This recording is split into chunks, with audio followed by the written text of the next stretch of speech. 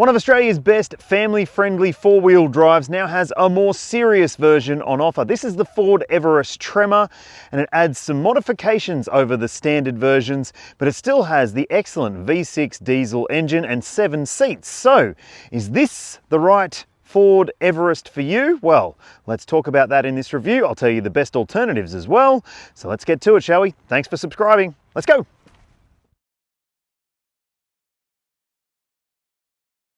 This review is just going to be focusing on this Tremor version of the Ford Everest, but I have done a detailed range review. You can find the link in the description below if you want to know everything about the interior practicality, what it's like in the third row seats, and much more. So if you are looking for more detail, make sure you check it out. I've also done a Ford Everest Wild Track review, including some off-roading in that version, and it could be a very good option for you to consider as well. But let's talk about the Tremor, shall we? It's available as a V6 four-wheel drive model only, still with 7 seats, and it fits in between the sport grade and the range topping platinum version. It adds some serious off-road extras, including revised suspension, which is a position sensitive Bilstein damper setup with a lift kit for extra off-road capability, and it doesn't compromise when it comes to the 3.5 ton towing capacity either. And you're also getting these general grabber all-terrain tires, which look fantastic. This particular version has the rough terrain pack as well, and that gives you the rough terrain bar at the front, which actually means that it's not rated by ANCAP, if that really matters to you, but it does mean that you get, well, bashability when it comes to that front end. And look, I'll show you some more details about the off-road capability of this vehicle shortly, but there is still also a heap of other inclusions in this Tremor grade. There's a unique honeycomb grille with auxiliary LED lamps, you get a steel bash plate, heavy duty side steps, there's Tremor badging on the outside, boulder grey wheel arch moldings, a rock crawl mode, and on the inside you're getting Tremor embossed seats, an ebony color finish on the inside, and all-weather floor mats, a 12-inch Sync 4 touchscreen infotainment system with wireless Apple CarPlay and Android Auto, and 7 seats as standard. Now, this one seems to be pretty good value for money in my mind at about $76,000 before on-road costs, but what else could you consider if you're looking for something that's off-roadable with 7 seats and plenty of practicality? I've got some good alternatives. A great alternative to the Ford Everest, but without a V6 engine, is the Isuzu MU-X. Now, I did a review of the X-Terrain top spec version recently, and you do feel like you're getting a decent amount of stuff in those high grade versions, but in the lower spec models, which maybe are going to be better suited to build an off-road machine, you are lacking some of the niceties that you might expect. So it does have a heap of different versions available, all with plenty of practicality, 7 seats and 3.5 ton towing for the 3-litre version, so it could be a really great choice if you're after something pretty ready for the adventure stuff straight off the showroom floor. Another option you might want to consider is the Toyota Prado. Now, the model range for it is more expensive than ever, and the practicality maybe isn't as good as it could be in terms of the third row packaging, but it is really, really good. It comes with a 2.8 litre 4-cylinder mild hybrid diesel engine and 4-wheel drive, and I really like the way it drives. I like the interior, I like the look of it, I like lots about it, but there are some things that maybe aren't perfect about it. And finally, if you're looking for a large SUV with plenty of space and technology and a really great interior, the GWM Tank 500 could be a great choice for you. It comes with a petrol electric powertrain. It is seriously off-road capable. There's 2 different versions available starting at a very affordable price point, 3 rows of seats, lots of towing capacity, and wow, does it feel a bit more opulent than some of these other ute-based SUVs. So, would you pick it? Would you pick this? Would you pick something else? Let me know in the comments. Okay, so the Ford Everest Tremor clearly looks a bit different to the other models in the lineup, with the new grille finish and this one with the rough terrain pack, including that protection bar at the front. Well, that will affect your dimensions. I'll put the standard dimensions on your screen so you can see for yourself, but it does also have the lift kit, so it rides a little higher, and the general grabber tires do look pretty tough in my opinion. You've got those badges, the side skirts, and also the roof rails included, and at the rear, well, not a whole lot of change. This one does have an optional tow bar fitted, and the badge there clearly evident. Now let's have a look in the boot. It does have an electric tailgate, as I mentioned earlier on, and yes, it still has 7 seats. As you can see, one is up right now, so you can run it as a 6-seater if you want to, or if you want to lower that down, you get plenty of practicality. No real compromise in terms of the load through space if you're putting big items into the boot compared to, say, a Prado. And that means that this is a pretty practical thing. Now, underneath the boot floor, there is your jack and, well, a little bit of extra storage. If you want to fold those seats up, well, it's pretty easy to do, I've got to say. There are little grab handles there as well. And as you can see, there are also top tether points for the third row seats. Now, if you want to see an entire teardown of the interior and the third row space, as I said earlier, check out my review in the description below and you'll be able to, well, see how well I fit in the third row. But there are some other good practicality things in the back here. You've got these lights on the side, some hooks to keep your shopping bag or other luggage in place. And the same on this side, more hooks and so forth. A 12-volt port in the back there and storage in here too. So that's great to see. And underneath the boot, there is also a full-size alloy spare wheel with a matching tyre, which is nice to see, as it should be, I reckon. The Ford Everest Tremor is exclusively available with a 3-litre V6 diesel engine. It is an absolute cracker of a powertrain. You'll see the power and torque figures on your screen now, and that means that this will feel effortless in terms of the grunt. It comes as standard with a 10-speed automatic transmission and permanent 4-wheel drive. So you can run it in 2H high range if you want to, or you can put it into 4-wheel drive auto and it will apportion the torque where it needs to go. And then there's obviously high range 4-wheel drive and low range as well, and multiple different drive modes too. When it comes to the towing capacity, this Tremor model is not compromised by these changes. 750 kilos unbraked and 3.5 ton braked towing capacity. Nice to see. Now let's go see what it's like to drive on-road and then we'll go off-road. All right, so what's it like to drive? Well, I've spent a couple of hours in this vehicle already today on road across a mix of scenarios, and it's not as comfy as some other Everests. In fact, the suspension is quite sharp feeling at times and rather firm more generally, and also the general grabber tyres will have their part to play in that too. Look, you will, I mean, if you're planning to modify your Everest anyway, this won't be a deal breaker for you, but compared to some other versions of the Everest, which are really, really comfy, this one is less comfy. It's not necessarily a deal breaker though, and it's obviously fit for purpose when it comes to the design here.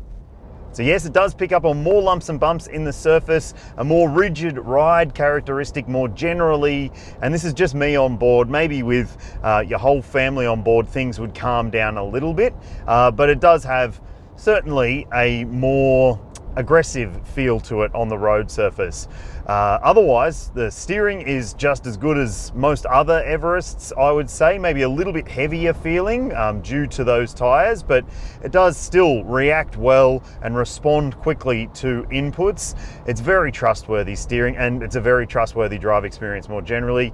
This 3-litre V6 engine, it's an absolute corker, always has been, and the 10-speed auto, I mean, it's maybe a little bit busy at times, but it is still very confident feeling in mixed situations, and you aren't going to feel like you're running out of grunt. Like, put your foot down and it reacts quickly and pulls you along with plenty of torque. So yes, the on-road drive experience generally is very, very good, and thankfully it doesn't suffer too much from the changes that have been made in terms of the refinement. It's not too noisy, and I mean, it still feels like it's a pretty comfortable, regular, everyday conveyance. So don't go thinking that if you buy this one, it's going to be really, really compromised in terms of the drive experience.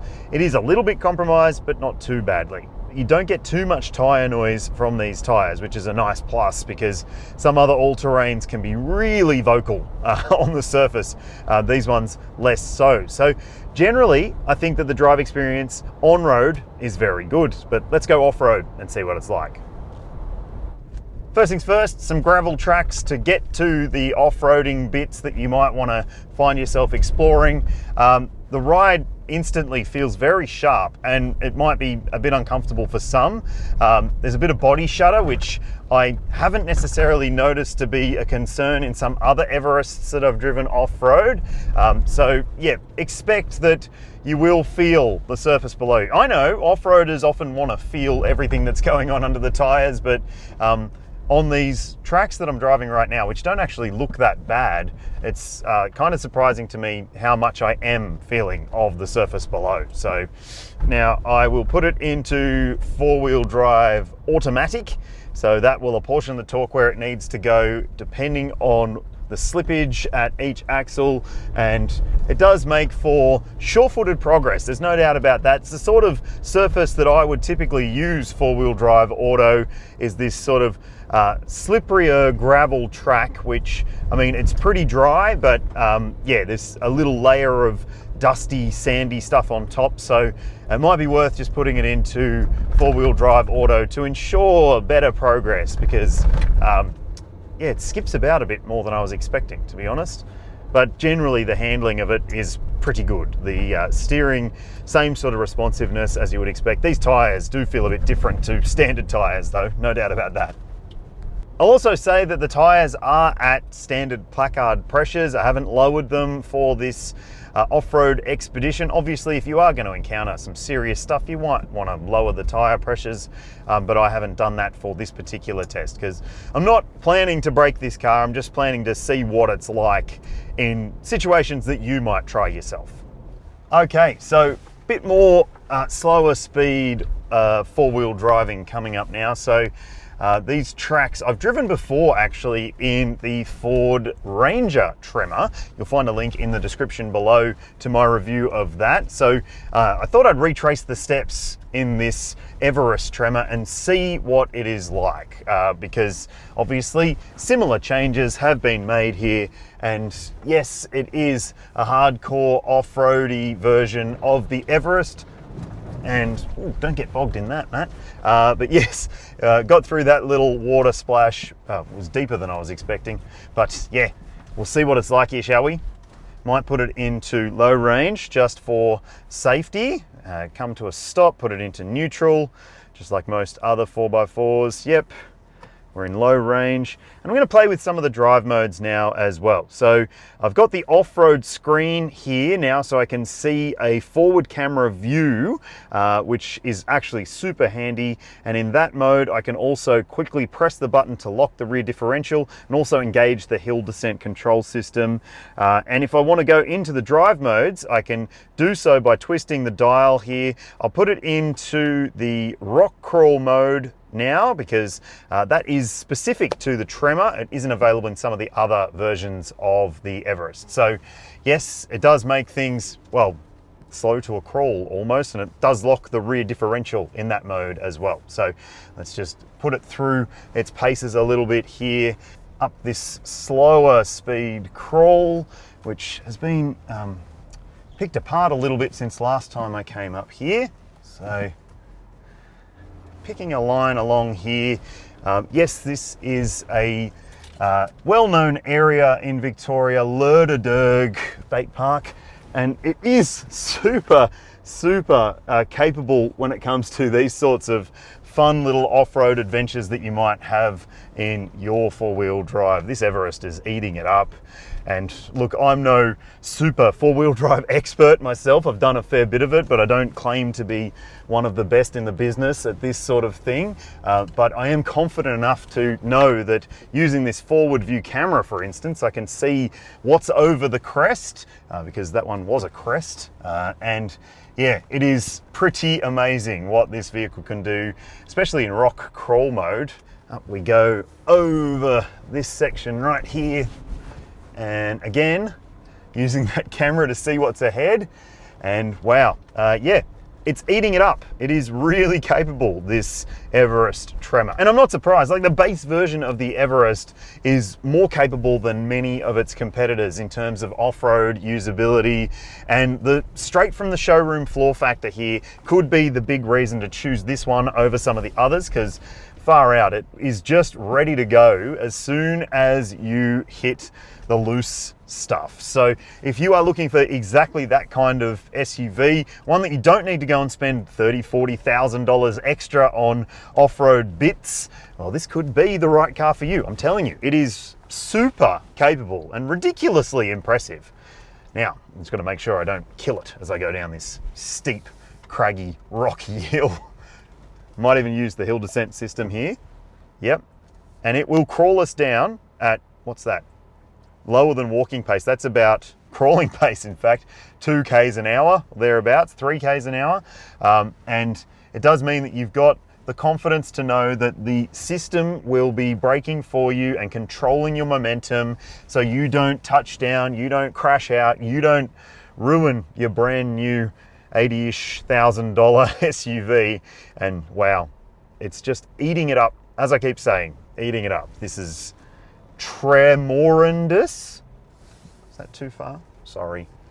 And that lift kit with this revised suspension does mean that you've got, well, just better clearance generally. And I haven't touched down once over all the obstacles I've sampled. You can just know that in low range, the throttle response is enough to get you up the hill. You've got so many gears to play with in low range as well.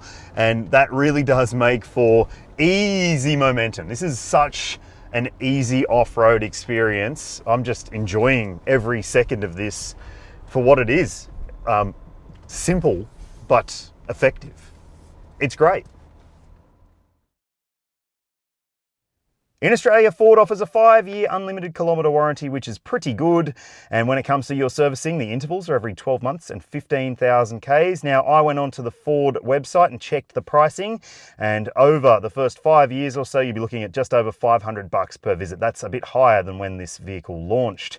There's roadside assistance topped up to 8 years if you service with the Ford network. And one other thing I want to call out here, Ford offers an insurance program for off-roaders. That's right. So you could insure your vehicle through Ford's insurance offering, and that will include off-roading. So make sure you read the terms and conditions. But hey, I don't think there's anything else quite like it offered by any other brand in Australia. And it does mean that, well, if you know you're going to go adventuring and using the capability of your vehicle, that could be a great thing to keep in mind.